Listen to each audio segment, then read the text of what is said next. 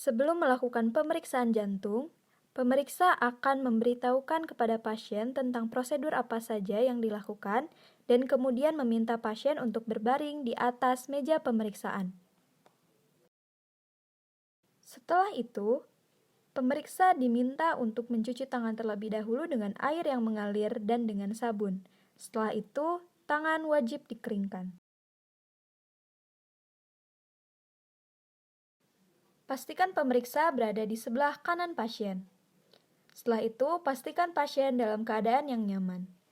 Gunakan bantal untuk mengganjal agar sternocleidomastoid muscle relaksasi. Angkat kepala meja pemeriksa sekitar 30 derajat dan pasien diinstruksikan untuk menoleh ke arah yang berlawanan dengan pemeriksa yaitu sebelah kiri. Periksa kedua sisi leher dengan senter untuk diidentifikasikan vena jugularis eksternal pada setiap sisinya. Temukanlah pulsasi vena jugularis internal dengan senter. Jika vena internal tidak teridentifikasi, maka vena eksternal dapat digunakan.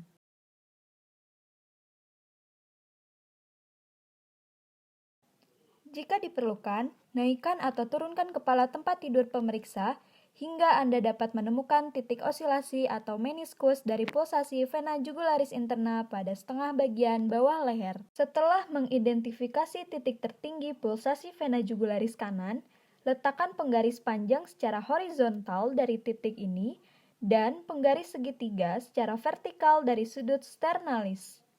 Hitung jarak vertikal dalam sentimeter di atas sudut sternum di mana penggaris panjang horizontal menyilang tegak lurus penggaris segitiga. Jarak yang didapat merupakan hasil pengukuran tekanan vena jugularis.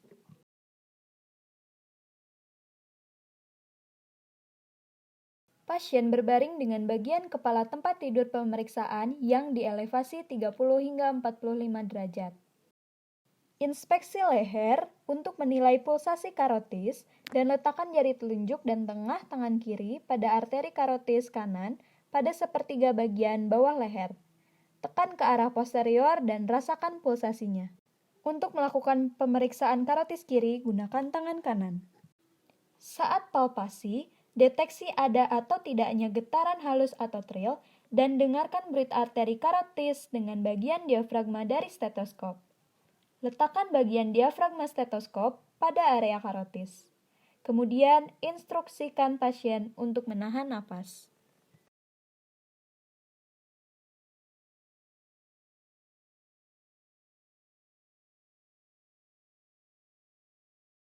Posisikan lengan pasien dalam posisi rileks dengan siku ekstensi dan telapak tangan menghadap ke atas. Fleksikan siku pada derajat tertentu untuk mendapat relaksasi otot yang optimal. Letakkan tangan di bawah siku pasien. Gunakan jari telunjuk dan tengah untuk merasakan pulsasi.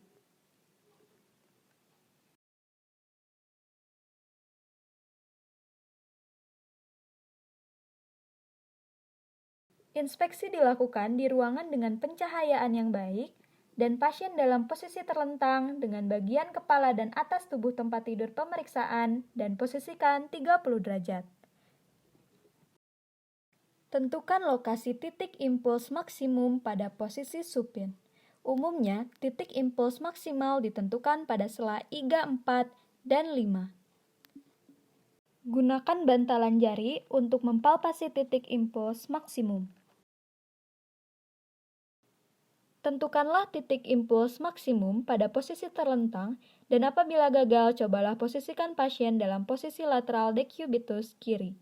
Instruksikan pasien untuk membuang napas secara penuh dan menahan napas beberapa saat.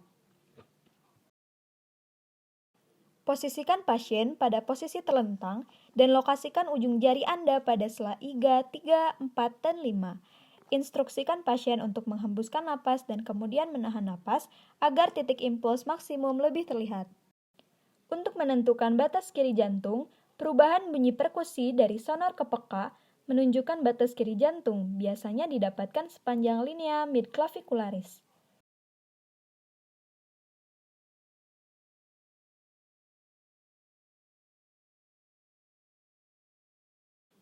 Batas atas jantung terdapat pada sela 3 dan sela 2. sedangkan untuk batas kanan terdapat pada linea sternalis sebelah kanan.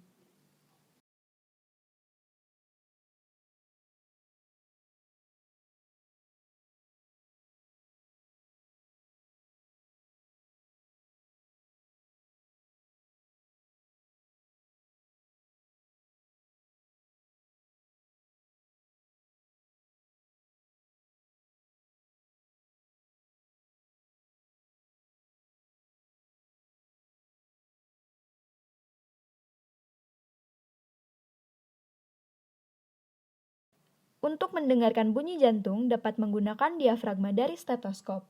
Area katup aorta berada di atas iga kedua kanan dan sela iga kedua pada linea parasternalis.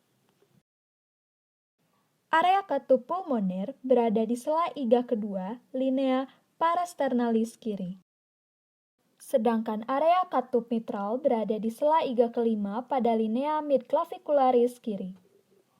Area katup tricupsid berada di sternum pada perbatasan antara corpus sternum dengan processus siphoideus.